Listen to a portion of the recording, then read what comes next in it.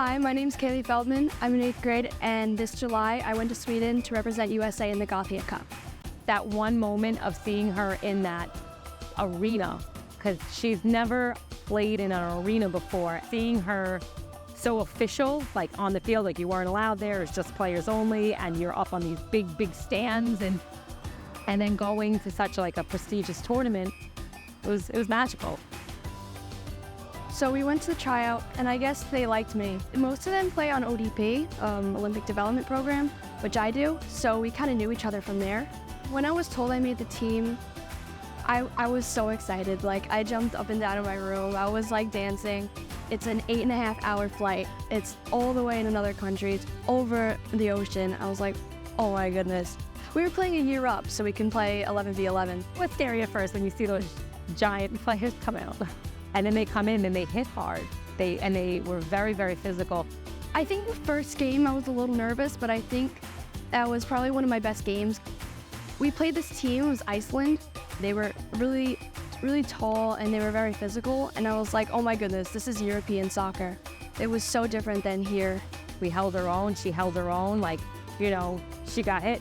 She hit other players, you know, it was like a back and forth. European refs, they don't call a lot of fouls. Like, I was getting like trampled and everything. I think that was just normal for them. I know that if someone hits her, she's gonna come back and hit them 10 times harder. I can like sit and relax and my blood pressure won't go up because I know she's gonna take care of it on the field. But yeah, there are times that you wanna go and like, you know.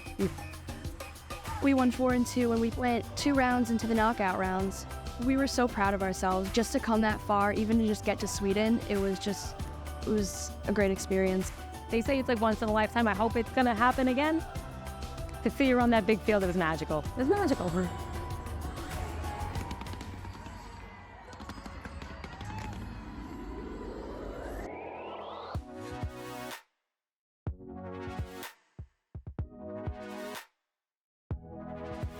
I think just seeing my mom like coach and play soccer, I was like, oh my God, I love this, I want to try. So I was coaching at sea.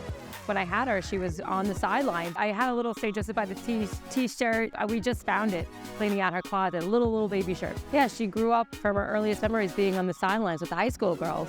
My aunt, my mom played, my grandfather, I think he played. That's what he said. I think my dad played baseball, but my mom and my aunt played soccer. I played for St. Joseph by the Sea. I played for Wagner High School. And I went to college at NJIT. They had just become a D1 school. When we went to my first soccer game, I think my mom coached it. And I got hurt in like the first 10 minutes. I got kicked in the stomach with the ball. And then we had to leave because I wasn't feeling good. Well, when she first started, we took like a baby clinic, and every time someone would take the ball, she would cry. So I wound up, I think she was 4 or 5, and I wound up taking her out of it because I thought it was a little overwhelming for her. And then I wound up putting her with Richmond Town Soccer, and she played a year up. Playing a year up, she was like the lead goal scorer. She was dribbling through the field. So I knew kind of then that like she was like gifted in it. She wanted so much more. Like, she was always an active child. She had to go to practice like 6 days a week in order just to be happy. She just had to run, and she had to run. Not my practices. I had to throw her out at like 10 because she doesn't listen to me. I don't wanna tell her that she's right. A lot of people ask me questions about the game, which makes me feel good because they know, like all the parents are like, well, what's that? What's offsides? They still ask me. However, I still get excited because Kaylee still looks to me on the sideline. She still looks to see if I'm like cheering, if I'm yelling, or if I'm like not doing enough, you know. So she still looks to me to like kind of gauge. You know, I want her to be like independent, to know, like be confident and go forward. But so happy that she's still looking for her mom on the sideline at least. My mom will forever be my coach. Like, my mom was like the one who started all of it. I feel like it's good to have multiple coaches because every coach teaches you something different. So I knew like she wasn't going to stay with me forever. I had to let her go and take off, and there was a lot more she had to learn. I don't know everything. I would definitely want to play in college and high school because I feel like there's like a 1 in a million chance that I'll ever make it. I'll try my hardest and I'll practice every single day. She's worked very hard. She's done a lot of training. She's missed a lot of after-school events. She's missed a lot of birthday parties.